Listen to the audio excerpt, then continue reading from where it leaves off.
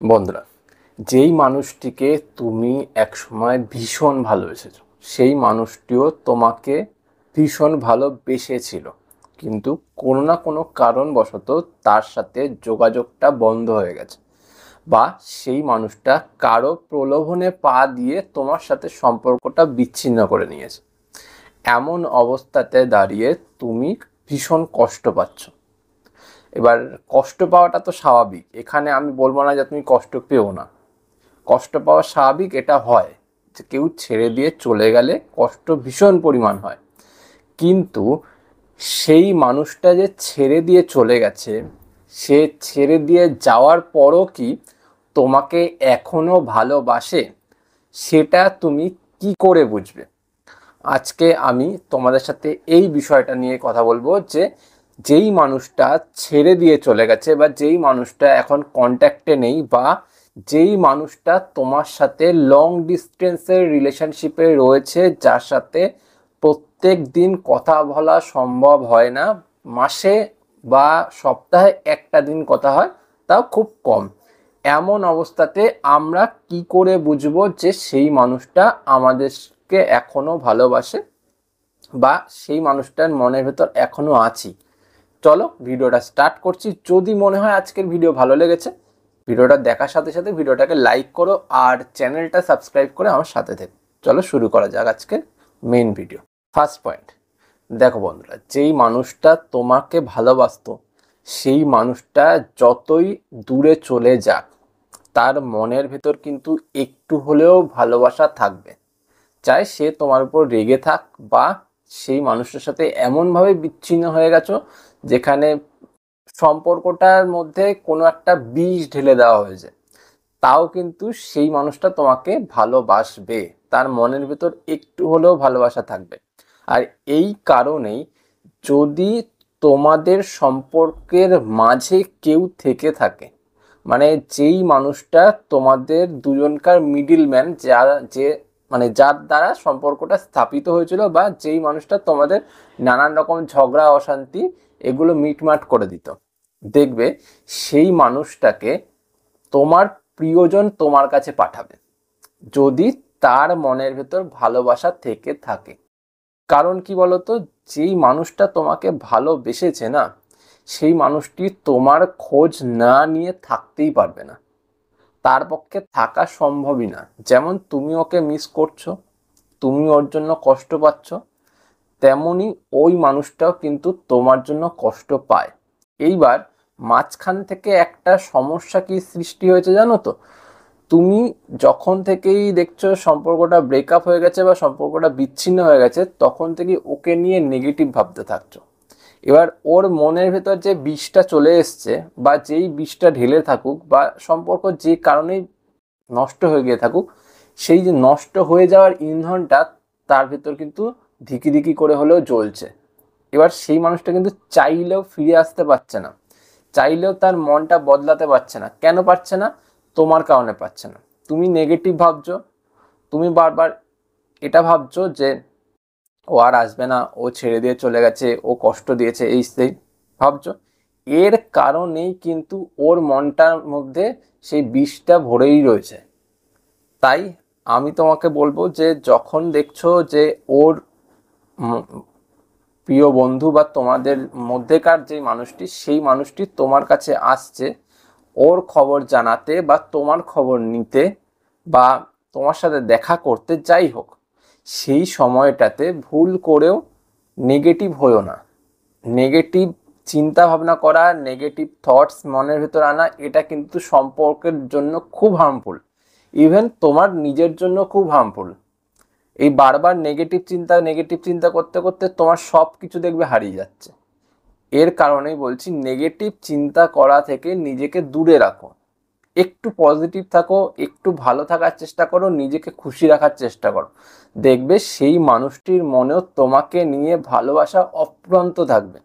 সেই মানুষটা কিন্তু তোমাকে নিয়ে কোনো সময় এমন করতে পারবে না যে ভালোবাসছে না, কারণ ওর মনের ভেতর একটা ভালোবাসার বীজ রয়েছে, যার কারণে ও নিজে থেকে তোমাকে ভালোবেসেছিল। বুঝতে পেরেছ? তাই জন্য বলছি, যারা যারা এই রকম প্রবলেমে রয়েছে, আর এই প্রবলেমে থাকাকালীন তোমাদের মিডিল ম্যান তোমার সাথে দেখা করতে এসে তোমার থেকে ইনফরমেশন কালেক্ট করছে বা ওর বিষয়ে কিছু জানানোর চেষ্টা করছে, তাহলে এটা একটা বড় লক্ষণ যে সেই মানুষটা এখনো তোমাকে ভালোবাসে, আর ভালোবাসে বলেই তোমার খোঁজ নেওয়ার জন্য ওকে পাঠাচ্ছে। বুঝতে পেরেছো? সেকেন্ড পয়েন্ট, এইবার আমি যে কটা পয়েন্ট পরপর বলবো, এই পয়েন্টগুলি তুমি তোমার নিজের মধ্যে একটু খেয়াল করে দেখবে যে তোমার মধ্যে এই রকমের ফিলিংস আসছে কিনা, তাহলে বুঝতে পারবে। দেখো, ফার্স্ট যেটা বলবো সেটা হলো তোমার মনের ভেতর হঠাৎ করে ভালো লাগা বা কষ্ট লাগা, এই রকম একটা ফিলিংস আসবে। মানে যখন ভালো লাগবে তখন আবার কষ্ট হবে না, যখন কষ্ট হবে তখন আর কোনোভাবেই দেখবে তোমার মনটাকে ভালো করতে পারছো না। এইরকম একটা বিকট পরিস্থিতি তোমার মধ্যে আসবে। এবার এই আশাটা কেন হবে সেটাও বলে দিই।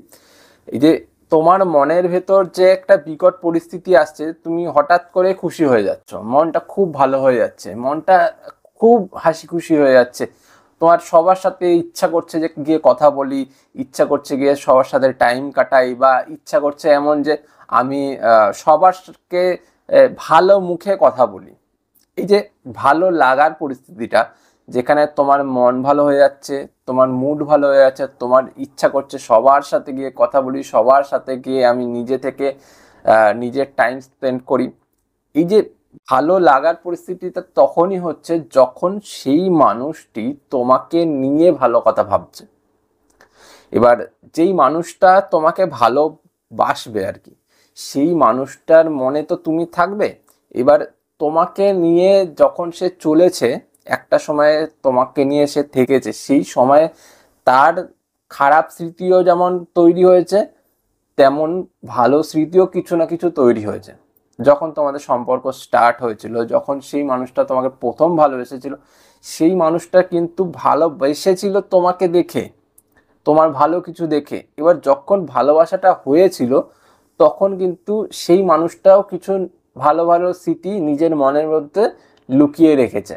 এবার যখন তোমার সাথে এখন দেখা নেই, যখন তোমার সাথে এখন কথা নেই, সেই মানুষটি তোমার ওই ভালো স্মৃতিগুলোকেও কিন্তু মনে করে। ঠিক আছে? এবার এই মনে করা, ভালো কিছু মনে করছে, এই ভালো কিছু মনে করাতেই কিন্তু তোমার কাছে সেই মানুষটা একটা অজান্তেই এনার্জি সেন্ড করে দিচ্ছে, সেটা পজিটিভ এনার্জি। এবার এই পজিটিভ এনার্জিটা যখন তোমার কাছে আসছে, তখন অবভিয়াসলি তোমার মনটাও ভালো হয়ে যাচ্ছে।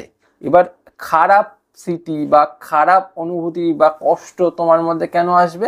কষ্ট তোমার মধ্যে তখনই আসবে যখন সেই মানুষটা তোমাকে নিয়ে কষ্ট পাবে, বা তোমার সাথে যে সম্পর্কটা বিচ্ছেদ হয়ে গেছে, তোমার সাথে যে সম্পর্কটা নষ্ট হয়ে গেছে, সেই বিষয়টা নিয়ে যখন সেই মানুষটা ভাববে, তখনও দেখবে তুমিও সেই রকম বিষয় নিয়ে ভাবতে শুরু করেছো, বা সেই রকমটা ভাবছো। তোমার ওই বিষয়টা ভেবে ভেবে মনটা খারাপ হবে, আর যখনই ওইটা ভেবে মন খারাপ হবে, তখনই বুঝতে পারবে যে হ্যাঁ, এই মানুষটা কিন্তু আমাকে নিয়েই কষ্ট পাচ্ছে, কারণ ও এনার্জি দিচ্ছে, আর সেখানে একটা নেগেটিভিটি আছে, তাই জন্য তুমিও নেগেটিভ হয়ে যাচ্ছ। বুঝতে পারলে? এটা পুরোপুরি ল অফ অ্যাট্রাকশনের উপর বেস করে হয়। এবার তুমি যেটা ওই দিক থেকে ভাববে, সেই মানুষটা এই দিক থেকেও সেরকমই ভাববে। বুঝতে পেরেছো? তাই আমি প্রত্যেকটা সময় তোমাদেরকে এটাই রিকোয়েস্ট করি যে তোমরা সম্পর্কের বিচ্ছিন্নতার সময় বা যোগাযোগ বন্ধ হয় এমন সময় কোনোভাবেই তোমরা নেগেটিভ হয়েও না। নেগেটিভ হয়ে যাওয়া মানেই হচ্ছে সেই মানুষটাকে তুমি নেগেটিভ এনার্জি সেন্ড করছো, একটা নেগেটিভ চিন্তা ভাবনা সেন্ড করে দিচ্ছ অজান্তেই। এটা আমাদের ইউনিভার্সের মাধ্যমে হয়, এটা হিউম্যান সাইকোলজি, এটা পুরোপুরি সাইকোলজির উপর বেস। কিন্তু তুমি যা ভাবছো, যা চিন্তা করছো, যা ওকে নিয়ে ম্যানিফেস্ট করছো, সেইটাই কিন্তু হয়ে যাচ্ছে। তাই জন্য বলছি কোনোভাবেই নেগেটিভ হবে না। সম্পর্ক আজ নেই, কাল ঠিক হয়ে যাবে, পরশু নেই, আবার ঠিক হয়ে যাবে। কিন্তু তুমি যদি একবার নেগেটিভ চিন্তা, নেগেটিভ ভাবনা ওর ভেতরে ঢুকিয়ে দাও, তাহলে কিন্তু সেটা কোনোদিনও আর ঠিক হবে না। তাই যেটা বললাম এমনভাবে চলার চেষ্টা করো। বুঝতে পারলে? লাস্ট পয়েন্টে এটাই শুধুমাত্র বলবো যে তোমরা যখন নো কন্ট্যাক্টে থাকবে, বা সেই মানুষটার সাথে যোগাযোগে থাকবে না, বা সেই মানুষটাকে তোমরা দেখতে পাবে না, কথা হবে না, তার হাত ধরা হবে না, যাই হোক, এই সময়টাতে যেমন তোমরা নেগেটিভ চিন্তা করবে না, ঠিক তেমনটাই তোমরা প্রত্যেকটা দিন, একটা দিনও যাতে না ভুল হয় এমনভাবে শুধুমাত্র ঈশ্বরকে, তোমার ঈশ্বরকে, আর সাথে সাথে আমাদের এই ইউনিভার্সকে একটু ধন্যবাদ জানাও। শুধু এটা বলে ধন্যবাদ জানাও, তুমি আমাকে এই মানুষটাকে পাইয়ে দিয়েছো, এই মানুষটাকে আমি পেয়েছি আমার জীবনে, তার জন্য আমি তোমাকে ধন্যবাদ জানাই। সেই মানুষটা আমার কাছে আছে, আমার সাথে আছে, আমি ভীষণ খুশি, ভীষণ হ্যাপি। সেই মানুষটাকে পেয়ে আমি পৃথিবীর সব থেকে মূল্যবান রত্নটা পেয়েছি, তার জন্য আমি তোমায় ধন্যবাদ জানাই। এমনভাবে প্রত্যেকটা দিন তোমরা আমাদের ইউনিভার্সকে ধন্যবাদ জানাও, আর তুমি তোমার নিজস্ব ঈশ্বরকে ধন্যবাদ জানাও। এই যে ধন্যবাদ তুমি জানাচ্ছ আর সেই মানুষটিকে নিয়ে একটা পজিটিভ ভাইব্রেশন তৈরি করছো, এর কারণে কিন্তু সেই মানুষটির কাছেও একটা পজিটিভ ইম্প্যাক্ট বা পজিটিভ ভাইব্রেশন বা পজিটিভ এনার্জি যাবে। এবার যখনই সেই মানুষটার কাছে তোমাকে নিয়ে একটা পজিটিভ এনার্জি যাবে, ওই মানুষটার মনের ভেতরেও কিন্তু তোমাকে নিয়ে একটা পজিটিভ চিন্তা ভাবনা সৃষ্টি হবে। আর যখনই সেটা সৃষ্টি হবে, তার মনের ভেতরের যে বীজটা যেটা ঢালা হয়েছিল বা তোমাকে যে ব্রেকআপ করে দিয়েছিল, সেখানে একটা নেগেটিভ এনার্জি কাজ করেছিল বা নেগেটিভ ভাবনা কাজ করেছিল বা একটা নেগেটিভ লিঙ্ক তৈরি হয়েছিল, সেই নেগেটিভ লিঙ্কটা নষ্ট হয়ে যাবে, সেখানে পজিটিভিটির উত্থান হবে। আর এই পজিটিভিটি একবার তৈরি হয়ে গেলে সেই পজিটিভিটির মাধ্যমে কিন্তু সেই মানুষটা তোমার কাছে ফিরে আসবে, সেই মানুষটা তোমাকে আবার কাছে টেনে নেবে, কারণ সেই মানুষটার মধ্যে কিন্তু একটা ভালোবাসার বীজ রয়ে গেছে। সে কিন্তু কোনোভাবে তোমাকে ভুলতে পারেনি, সেই মানুষটা ভুলতে পারেনি বলেই সেই মানুষটা এনার্জি পাঠায়। দেখবে এই বিষয়টাতে আর একটা জিনিস বলে দিচ্ছি, দেখবে রাত্রেবেলাতে তুমি সেই মানুষটাকে নিয়ে স্বপ্ন দেখবে, সেই মানুষটার কথা দেখবে তোমার কাছে আসছে, তুমি দেখবে এটা দেখতে পাবে যে সেই মানুষটা তোমাকে কিছু বলার চেষ্টা করছে, তোমার কাছে ক্ষমা চাওয়ার চেষ্টা করছে, তোমাকে খুব ভালোবাসি, তুমি কেন করলে এরকম, এইসব বলার চেষ্টা করছে স্বপ্নের মধ্যে। পরপর দেখবে এরকম আসছে স্বপ্ন। এগুলো কিন্তু এটাকেই ইন্ডিকেশন করে যে সেই মানুষটা তোমাকে ভালোবাসে। আর যেহেতু সেই মানুষটা তোমাকে ভালোবাসে, তাই তার ভালোবাসাটাকে দাম দাও। আর সেই জন্য তুমি ঈশ্বরকে ধন্যবাদ জানাও, আমাদের মহাবিশ্বকে ধন্যবাদ জানাও, আর সেই মানুষটিকে নিয়ে পজিটিভ থাকো। বুঝতে পারলে? এই ছিল আজকের মেন বক্তব্য। সেই মানুষটা তোমাকে ভালোবাসে, তুমি এটা বুঝতে পারলে আজ। তো যা বললাম সেইটুকুনি করো আর ভালো থাকো। আজ চলি, পরে দেখা হবে অন্য কোনো ভিডিওতে। তোমাদের কোনো প্রশ্ন থাকলে অবশ্যই আমাকে কমেন্টে করতে পারো, বা তোমরা যদি আমার সাথে সরাসরি কথা বলতে চাও ইনস্টাগ্রামে যোগাযোগ করতে পারো। আজ চলি, পরে দেখা হবে অন্য কোনো ভিডিওতে। টাটা।